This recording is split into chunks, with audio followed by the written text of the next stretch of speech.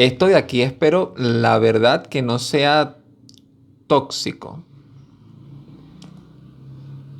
Durante el periodo colonial japonés llegó a territorio coreano una serie de productos que hasta entonces eran rarísimos de ver y que curiosamente algunos de ellos llegaron hasta ser prohibidos. Tengo aquí algunas muestras que quiero enseñarles porque de hecho considero que hoy en día damos por sentado varias cosas que hace apenas unos 100 años para algunas personas verlo y experimentarlo era algo totalmente nuevo. Vamos a intentar recrear un poco estos momentos mientras les comento un poco cómo se comercializaban estos productos justo en la época en la que Corea era territorio japonés. Y vamos a empezar por esto que tengo aquí, que de hecho huele increíble. Resulta raro imaginar que este olor tan característico era para ellos hasta hace relativamente poco tiempo algo totalmente desconocido, por lo menos comercialmente. Este producto llegó a territorio coreano a finales de la dinastía Joseon. Te estoy hablando en los años que comprenden finales del siglo XIX, principios del siglo XX. Y entre muchas cosas, era un producto que se utilizaba principalmente para negociar. Se dice que los occidentales utilizaban esto como una forma de convencer a los leñadores de la época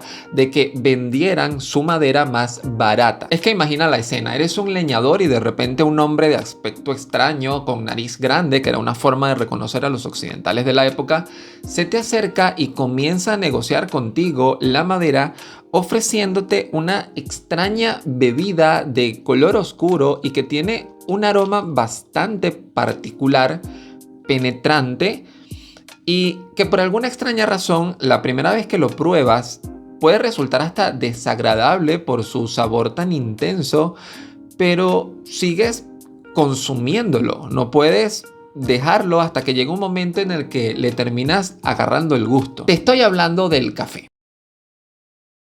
Un ingrediente típico de la cocina occidental que al parecer para aquel entonces le gustó muchísimo al rey de Joseon, pero que su llegada al reino causó preocupaciones puesto que estaba siendo el responsable de una gran cantidad de insomnio en la población que podía llegar a consumirlo. La gente que consumía esta extraña bebida no podía luego dormir tranquilamente. Y esto era porque el contenido de cafeína de este café en particular es mucho más alto al que nosotros podríamos estar acostumbrados. Y si a esto le sumas que el café se vendía relleno de terrones de azúcar, se convertía en una bomba que, en palabras de la publicidad de la época, excitaba al cuerpo de forma beneficiosa. En la serie Mr. Sunshine, que justo se ubica en esta época, se muestra cómo era ese café que venía hecho unas bolitas que colocabas en agua caliente y solo tenías que esperar a que ocurriese la magia. Pero como era de esperar, el café durante esa época era un bien muy escaso y no fue sino hasta la Guerra de Corea e impulsado por las tropas americanas en el territorio para 1950 que poco a poco fue extendiéndose su consumo, acompañado de campañas que vendían el café como un producto que tenía propiedades rejuvenecedoras y que era muy bueno para tu piel. Y es que vamos a ver, hay gente que se pone esto en el rostro, pero yo no estoy seguro de si lo haría porque se ve bastante abrasivo. Curiosamente, luego de la Guerra de Corea se levantó una campaña en contra del consumo de café. Una campaña que llevaba por título "Una taza de café, una taza de sangre", que fue un movimiento estratégico de la dictadura militar de la época que estaba buscando incentivar la industria nacional prohibiendo productos importados. Lo que entre otras cosas incentivó la aparición de productos sustitutos como la achicoria, que era un té de producción local. Lo que sí no fue prohibido fue esto de aquí, que se afirma que debe su popularidad gracias a los misioneros cristianos. Tiene un olor no tan potente como el anterior, pero la verdad es que es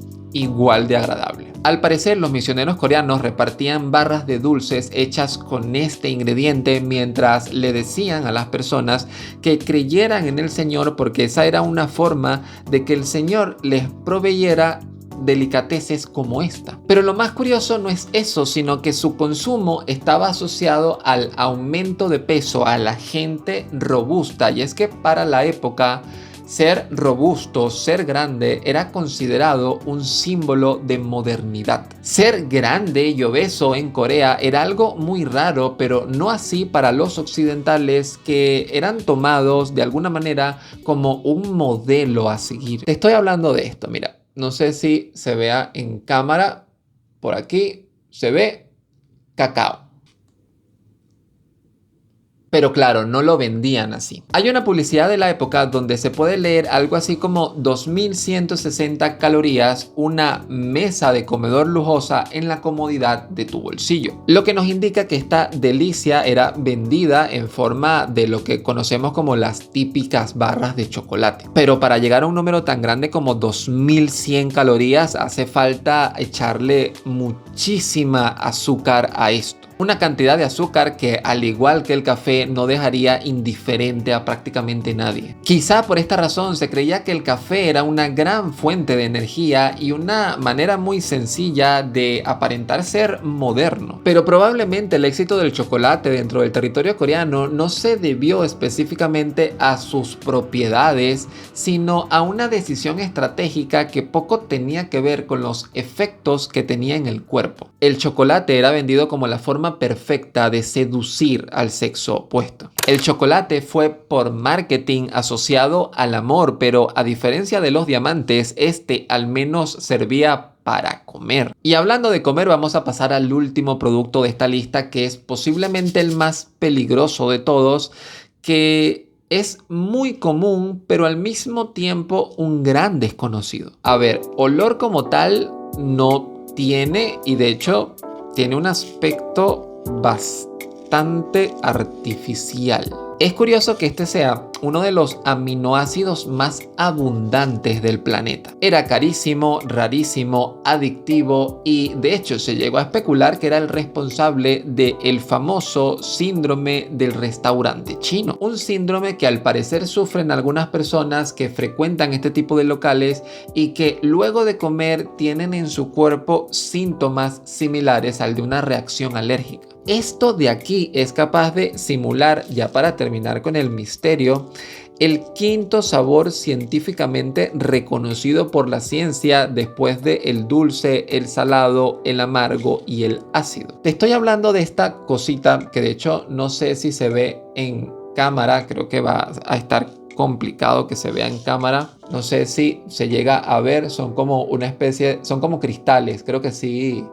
Si llegas a verlo, ¿verdad? Estos cristales reciben el nombre de glutamato monosódico y es posiblemente uno de los aportes más relevantes que Japón le ha dado no a Corea, sino a la industria alimentaria de todo el planeta. Esto, también conocido como sal sódica, es un potenciador de sabor y está presente en casi cualquier cosa industrial comestible al día de hoy. Pero claro, cuando llegó a Corea, la primera respuesta que obtuvo fue escepticismo. ¿Cómo pretendes que yo me coma esto tan extraño? Es que es normal, luce artificial, no tiene olor y si lo pruebas, tampoco es que sea agradable. Y espero que no sea tóxico. No te comas esto así en casa, mucho menos si no sabes si eres alérgico a esto. Pero no te dejes engañar, su nombre, a pesar de que es llamado sal, realmente no tiene como función salar tus comidas. De hecho, este dato no te lo tomes muy en serio, pero si mal no recuerdo, aquí hay 1/3 del sodio que está presente normalmente en la sal tradicional.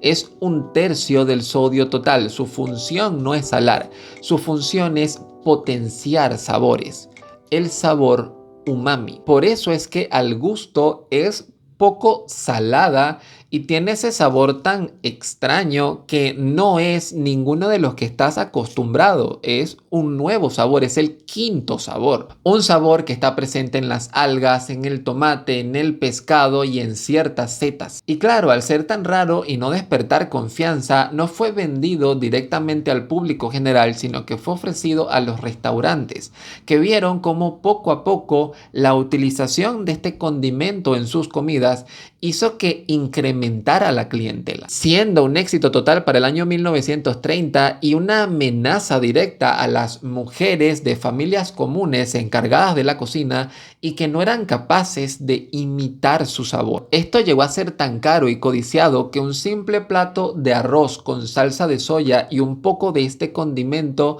esparcido por encima ya era considerado un plato gourmet. Y claro, como no podía ser de otra forma, se convirtió en un producto producto bastante preciado para el contrabando, ya que no cualquiera podía adquirirlo y quizá también porque aunque no es adictivo como otras sustancias como, no sé, la nicotina, es cierto que si te acostumbras a su sabor y no tienes control sobre el mismo, es posible que luego se te haga complicado desacostumbrarte y dejar de consumirlo. Es algo así como el azúcar, que su consumo produce placer y te invita a comer más. Una sustancia que hasta el día de hoy sigue siendo bastante polémica y que dio paso al miwon, que es el glutamato monosódico pero al estilo coreano. De allí nacieron una serie de potenciadores de sabor que vienen directamente de la industria coreana y que no tienen alrededor de sí tanta controversia. Y que además da a la cocina coreana un gusto muy característico. Y detrás de esto hay una historia que me parece aún más fascinante, pero eso va a ser tema de un nuevo video.